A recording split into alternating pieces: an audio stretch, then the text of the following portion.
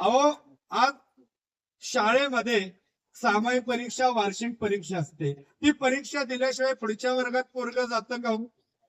परीक्षा द्यावीच लागते. स्वामींची परीक्षा ही सामायिक किंवा वार्षिक नसते, ती आयुष्याची परीक्षा एकदाच असते. पण त्यांच्या परीक्षेत जो पास होतो त्याच्या आयुष्याचं सोनं झाल्याशिवाय राहत नाही, हे निकाल मानून असते. आणि यासाठी स्वामी चरित्र सारामृत वाचणं गरजेचं आहे. किती जण स्वामी चरित्र वाचतात हो? खरं खरं सांगा. सगळेच वाचतात. 15वा अध्याय कुणाचा आहे? बसप्पा तेल्यांचा. काय घडलं बसप्पा तेल्याच्या बाबतीत तुम्हाला माहितीये? स्वामी अक्कलकोट मध्ये 22 वर्ष राहिले, पण अक्कलकोटला 22 वर्ष राहण्या अगोदर 12 वर्ष स्वामी मंगळवेढ्याच्या जंगलात होते. कोणत्या जंगलात? मंगळवेढ्याच्या पंढरपूरला लागून असणार. आणि आजही वारकरी संप्रदायांमध्ये तुमच्या माहितीसाठी सांगतो, जे आपले सेवेकरी आहेत त्यांना अवश्य सांगा, विठ्ठलाची मूळ मूर्ती ही मंगळवेढ्यामध्ये आहे. अफजल खान ज्यावेळी आपल्या महाराष्ट्रावर विजापूर मार्गे चालून आला, मंदिर फोडत आला, त्यावेळी तिथल्या ग्रामस्थांनी विठ्ठलाची मूळ मूर्ती मंगळवेढ्याच्या जंगलात लपवलेली. आजही त्या मंदिरामध्ये तुम्ही गेलात आणि विठ्ठलाच्या पायावरती जर डोकं ठेवलं तर कापसासारखे मऊ पाय लागतात. लक्षात ठेवा, खूप मोठा इतिहास आहे. आणि या मंगळवेढ्याच्या जंगलामध्ये 12 वर्ष स्वामींचं वास्तव्य होतं. त्यावेळी त्या जंगलामध्ये एक बसाप्पा तेली नावाचा ग्रहस्थ, खरं तर 18 दारिद्र्यानं ग्रासलेला, 2 टाइम खायला अन्न नव्हतं आणि त्याचा उदरनिर्वाह जंगलात जायचं, लाकडं तोडायची, गोळा करायची, जी काही गोळा केलेली लाकडं गावात विकून 2 पैसे येते, त्यातनं आपलं कुटुंब चालवायचं, हा त्याचा नित्यक्रम होता. आणि हा एक दिवस बसाप्पा तेली जंगलामध्ये लाकडं गोळा कराय तोडाय जातो. ती लाकडं गोळा करत असताना त्याला काट्यांवरती कोण झोपलेलं दिसतं? स्वामी झोपलेले दिसतात. त्यावेळी त्याच्या मनात विचार येतो, काट्यांवर कुणी साधी सुधी व्यक्ती झोपू शकत नाही, ही कोणतरी महान विभूती आहे, भगवंताचा, परमेश्वराचा हा अवतार आहे. आणि त्यावेळीपासून बसाप्पा तेली हा कुणाबरोबर राहायला चालू करतो? स्वामींबरोबर. त्याचा नित्यक्रम चालू होतो. जिथं जिथं स्वामी तिथं तिथं बसाप्पा तेली. अगोदरच 18 दारिद्र्य, खायला अन्न नाही, बायका पोरासारखी शिव्या द्यायची, गावातली लोक नावं ठेवायची, त्यात भर बसाप्पा तेली आता कुणाबरोबर राहायला लागला? तुम्हाला माहितीये, लय सेवा करायला लागले, पै पाहुणे म्हणते देवाच्या नादी आडा झालेला कामच नाही बघा. आणि बसाप्पा तेलीच्या बाबतीतही तसंच झालं. हा बसाप्पा तेली जिथं जिथं स्वामी तिथं तिथं बसाप्पा तेली हा क्रम पडला. आणि हीच बातमी वाऱ्यासारखी गावातल्या लोकांना कळाली. आता गावाचं तुम्हाला माहितीये, थोडस शहरातले एक वेळ बरं, कोण कोणाच्या नादी लागत नाही, पण गावामध्ये पारावर कट्ट्यावर बसून काही काही विषय चालतात हे सांगायची गरज नाही. लक्षात घ्या. तसंच त्या बसाप्पा तेल्याच्या बाबतीत लोकांना गावातल्या कळालं, हा कुठल्या तरी बाबाच्या बुवाच्या नादी लागला, त्यानं घरदार सोडलं आणि आता हा बुवाच्या मागणं फिरायला लागला. लोक नावं ठेवायला चालू झाली, नावं ठेवायला लागली, तरी बसाप्पा तेल्यानं लक्ष दिलं नाही. त्याचा नित्यक्रम चालू. तो महाराजांच्या माग, महाराज तिथं जायचे, तिथं तो जायचा. महाराज 2-3 दिवस उपाशी, बसाप्पा तेली 2-3 दिवस उपाशी. एवढा एकनिष्ठ बसाप्पा तेली कुणाच्या चरणी झालेला? स्वामींच्या.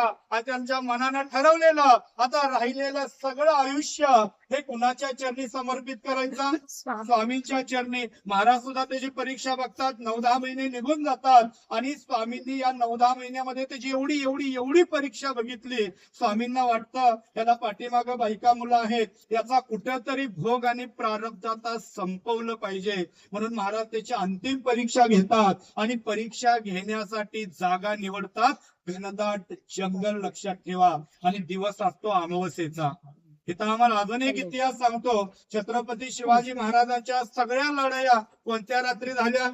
अमावस्येच्या. पण त्याच्या मागचा अध्यात्म आपलं कोण सांगत नाही, ही सगळ्यात दुर्दैवी बाब आहे. लक्षात ठेवा. छत्रपतींच्या इतिहासाच्या पाठीमागचं जर अध्यात्म तपासलं तर तुमच्या लक्षात येईल की राजमाता जिजाऊंनी छत्रपती दोन्ही कसे घडवले आणि कसे संस्कारात उभे केले. हा इतिहास खूप मोठा आहे. आणि त्या ठिकाणी स्वामींनी दिवस निवडला अमावस्येचा, जागा निवडली घनदाट मंगळवेढ्यातलं जंगल, आणि वेळ निवडली रात्री 2 वाजता. किती वाजता? 2 वाजता. आणि महाराज त्या मंगळवेढ्यातल्या मारुती मंदिरात झोपलेले असतात. बसाप्पा त्यांनी स्वामींचा पाय चेपत असतो. अचानक महाराज 2 वाजता ताट घेऊन उठतात आणि जंगलाच्या दिशेनं चालायला लागतात. महाराज चालत असतात, बसाप्पा त्यांनी पळत असतो. मग महाराज कसे चालत असतील विचार करा बघा. आणि स्वामी त्या बसाप्पा तेल्याला घनदाट कीर जंगलामध्ये घेऊन जातात. काहीच दिसत नाही, फक्त काजव्याची लाईट असते. बसाप्पा तेल्याला एकच माहिती असतं, आपण कुणाच्या पाठीमागून चाललोय, स्वामींच्या. पण महाराजांनी ती वाट सुद्धा अशी निवडलेली असते, त्या वाटेवरती फक्त आणि फक्त काटे पडलेले असतात. लक्षात ठेवा. भर जंगलामध्ये स्वामी त्याला घेऊन जातात आणि खाली पाय त्याचे रक्तबंबाळ झालेले असतात. वेदना मात्र त्याला होत नाही, संकट मात्र खूप मोठं असतं. कारण वेदना घेणारे कोण होते?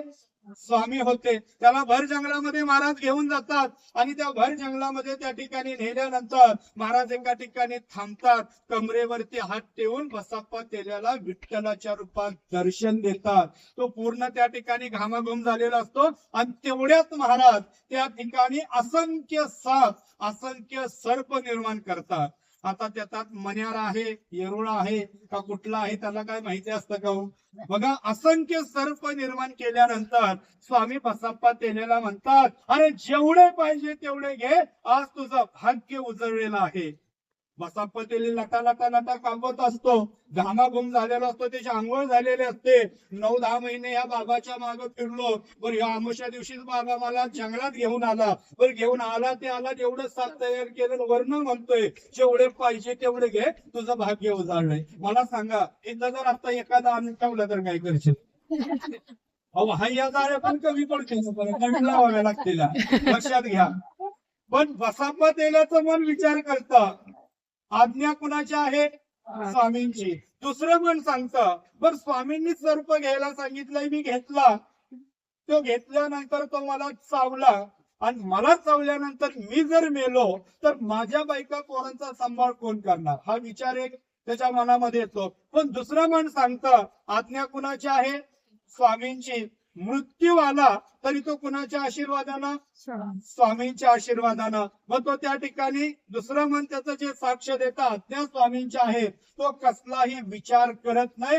एक सर्प तो घेतो, तो कशावर टाकतो? खांद्यावर फडका असतो, तो फडका एका सर्पावर टाकतो आणि तो सर्प गुंडळतो. हातात घेतो, हात लटा लटा लटा कापतच असतात, कधी फडक्यात नाही आणि गळ्यात बसल्याची गॅरंटी नाही. एक सर्प घेतल्यानंतर सगळे सर्प महाराज नाहीसे करतात. पुन्हा गावच्या दिशेनं मारुती मंदिराच्या दिशेनं चालायला लागतात. मारुती मंदिरामध्ये येतात, बसाप्पा तेली पाठीमागं महाराज हसतात आणि बसाप्पा तेलीला म्हणतात, अरे त्यामध्ये काय आहे ते उघडून तरी बघ. बसाप्पा तेली म्हणतो, स्वामी काय चेष्टा करताय? मी जर फडकं उघडलं आणि उघडल्यानंतर तो माझ्या गळ्यात येऊन बसला तर मी काय करायचं? स्वामी म्हणतात, अरे काळजी करू नको, त्या फडक्यात काय आहे ते तरी बघ. तो भीत फडकं खाली ठेवतो आणि फडकं उघडतो आणि उघडून पाहतो तर त्या सर्पाचं 24 कॅरेट सोनं झालेलं असतं. आणि महाराज या ठिकाणी उद्धार करतात. पण महाराज म्हणतात, लय आनंदी होऊ नको. 2-3 महिने झाले घरी गेला नाही, बायका पोरं शिवाय देतात, गावकरी शिवाय देतात, आधी घरी जा. बायका मुलं काय म्हणतात बघ. तो पण हुशार असतो, तो साप पुन्हा फडक्यात गोंधळतो आणि रात्री 5 वाजता पहाटे घरी जातो. पण घरी गेल्यानंतर दार ठोठावतो. मग दार ठोठावल्या वाजता काय असा तसा आवाज येत नाही. कोण? पहिला प्रश्न काय? कोण? तो म्हणतो तुमचाच माणूस आहे, उघडा दार. मग मात्र शिव्यांचाच लाखोला व्हायला जातो. 2-3 महिने बाबा आला नाही, पण आला त्याला पहाटे 5 वाजता आला आणि दार वाजवायला लागला. तो बसाप्पाची बायको शिवाय देतच दार उघडते. बघा, दार उघडल्यानंतर पहिला प्रश्न करते, कुठे गेला होता? बघा, आता पुढचं समजून जावा काय म्हणत असेल. परत म्हणाली, काय तुमच्या त्या उघड्या स्वामींनी दिलं? सारखं त्याच्या मागे फिरता येईल, काय काय काय म्हणते. आणि सगळं झालं, बसाप्पा तेल्याने तर फडक्यात साप गुंडाळलेला असतो. ती म्हणते, बघ साप दिलाय. मग मात्र तिथं डोकंच फिरतं, कारण फडक्यात साप गुंडाळलेला असतो. जर माझ्या गळ्यात बसला तर तिला टेन्शन. त्यामुळे ती अशा शिव्या देते आणि फडकं उधळून लावते. बर फडकं उधळून लावल्यावर ते बाजूला जाऊन पडतं, तर त्या फडक्यातलं काहीतरी चकाकतं ही तिच्या लक्षात येतं. म्हणून ती फडक्याजवळ जाते, पाहते तर त्याच्यात सोन्याचा साप. तिला एवढा एवढा आनंद होतो, ती पुन्हा बसाप्पा तेल्यापाशी येते आणि म्हणते, अहो तर सोन्याचा साप आहे. तो म्हणतो सोन्याचाच आहे, पण तुझा तोंडाचा पट्टा कुठं बंद आहे, तुम्हाला बोलूनच दिला झाल्यात. मग ती म्हणते कुठनं आला सांगा बरं. तो म्हणतो तुला असं एकच नाव आहे. मध्ये बायका लय बसल्या. असे महाराजांनी तिकडे का कुठे सांगा लगेच जाऊ आपण. बघा तो सगळ्या घरदाराला स्वामींकडे घेऊन जातो. स्वामी त्यांना आशीर्वाद देतात, त्यांच्या आयुष्याचा उद्धार करतात. महाराजांनी आशीर्वाद दिल्यानंतर सुखात समाधान करण्यासाठी महाराज त्यांच्याकडनं काही सेवा करून घेतात आणि नामाचं महत्व सांगतात. पण मला तुम्हाला इथं काय सांगायचंय, ही गोष्ट कानाला ऐकावी म्हणून बरी वाटते, पण याच्या पाठीमागचं सत्य जाणून घ्या. पण महाराजांनी त्याच्या आयुष्याचा उद्धार असाच केला का? महाराजांनी त्याची परीक्षा अशी पाहिली, सत्य काय होतं. सत्य महाराजांनी त्याच्यापाशी एक निर्माण केलेलं सत्य असं होतं की तिथं साप आहे. सत्य दुसरी पण गोष्ट होती, तो साप घेतला तर चावणार आहे. सत्य हे पण होतं, तो चावला तर मी मरणार आहे आणि मी मेलो तर माझ्या कुटुंबाला कोण सांभाळणार आहे, हे सत्य बसप्पा तेल्याजवळ होतं. पण आज्ञा कुणाची होती? स्वामींची. त्यानं सत्याला लाथ मारली आणि कुणाचा आदेश मानला? स्वामींचा. आज आपल्या समोर सत्य साप आहे. आज आपल्या समोर सत्य, आता तुम्ही बघताय बिबट्या आहे, हे अभंग नाही. आज सत्य आपल्या समोर काय आहे?